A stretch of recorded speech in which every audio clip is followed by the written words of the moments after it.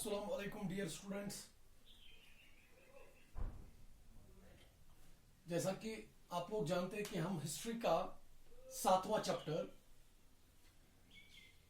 जिसका टाइटल है peasants and farmers पढ़ रहे हैं। उसमें हमने कल कैसे पीजेंट्स और फार्मर्स सफर करते हैं, किस किस चीज की वजह से वो लोग एक्सप्लॉइट होते हैं, वो हमने कल डिस्कस किया। उसमें से हमने सबसे पहले जिस चीज से वो एक्सप्लॉइट होते हैं वो है विथ बिग लैंड लॉर्ड्स। बड़े बड़े जिम्मेदारों की वजह से ये छोटे पीजेंट्स और फार्मर्स जो होते हैं ये बड़े एक्सप्लॉइट होते हैं। उसके बाद दूसरी बड़ी वजह जो है वो है बाय नेचर। कभी कुदरत की मार भी ये लोग खा जाते हैं, चाहे वो in the form of drought, in the form of floods. तो इस चीज से भी वो लोग बड़े एक्सप्लॉइट होते हैं। And the third one was colonial imperialist, colonial rulers। तो इन तीनों से ये बड़े एक्सप्लॉइट होते हैं। तो जहां तक एक्सप्लॉइटेशन का सवाल है, सबसे पहले पीजेंट्स और फार्मर जो है ये सबसे पहले इंग्लैंड में ज्यादा एक्सप्लॉइट हुए, फिर अफ्रीका में भी हुए, फिर हमारे यहाँ इंडिया में भी एक्सप्लॉइट हुए ब्रिटिशर्स के आने से। तो हम यूं कह सकते हैं कि थ्रू वर्ल्ड जो ये पीजेंट्स है और फार्मर्स है इनको एक्सप्लॉइट किया गया। तो आज हम देखेंगे कि इंग्लैंड में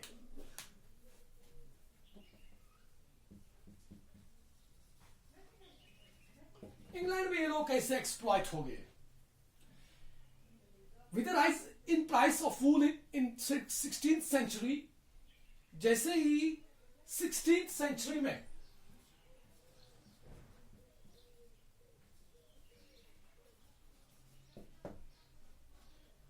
वूल की कीमत इंग्लैंड में बढ़ गई,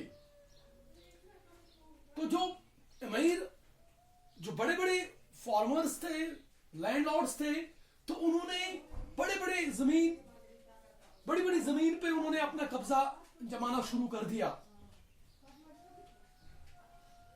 और इस लालच में आके, क्योंकि उनको अच्छी खासी कीमत मिलती थी वूल की, तो इस लालच में आके उन्होंने कॉमन लैंड के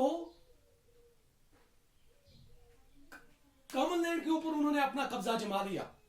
मैंने आपको कल ही बता दिया कि ये जो फार्मर्स और पीजेंट्स होते थे, वो उन जगहों पे वो अपने गांव के अगल बगल में जो जमीन होती थी वो उस पे कल्टीवेशन करते थे।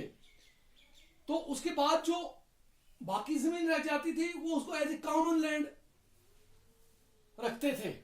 वो कॉमन लैंड पूरे गांव की हुआ करती थी।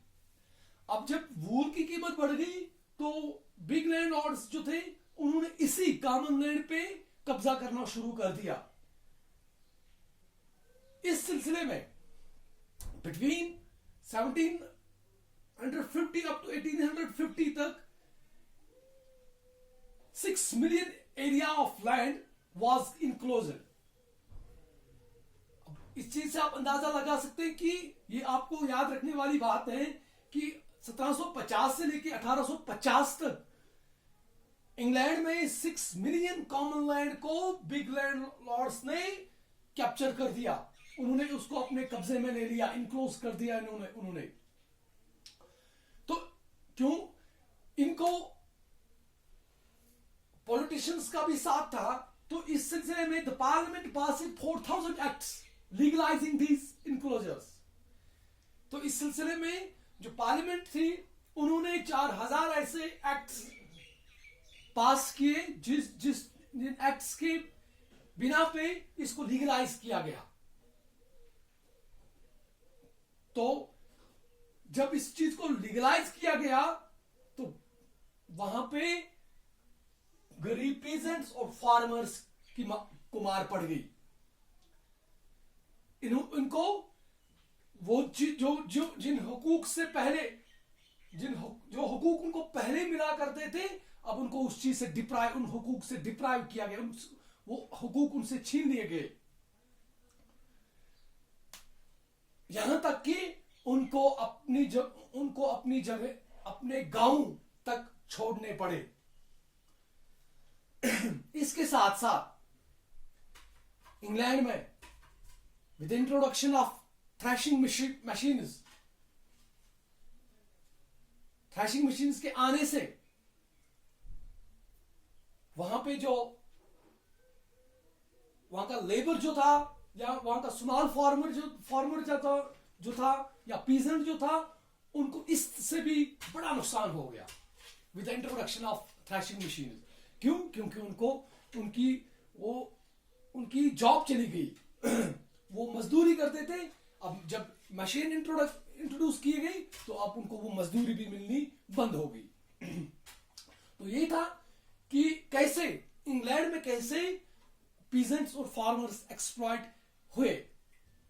पहले बिग लैंड लॉर्ड से, फिर जब पार्लियामेंट में भी उनके खिलाफ 4000 एक्ट्स पास किए, तो उसके बाद जब इंट्रोडक्शन ऑफ थ्रैशिंग मशीन वहां पे हुई तो उससे भी वो लोग बड़े एक्सप्लॉइट हो गए। तो अब हम इंशाअल्लाह कल यूएसए में कैसे पीजेंट्स और फार्मर्स किस चीज से एक्सप्लॉइट वो हो गए, वो हम इंशाअल्लाह कल देखेंगे। आज के लिए इतना ही। खुदा हाफिज।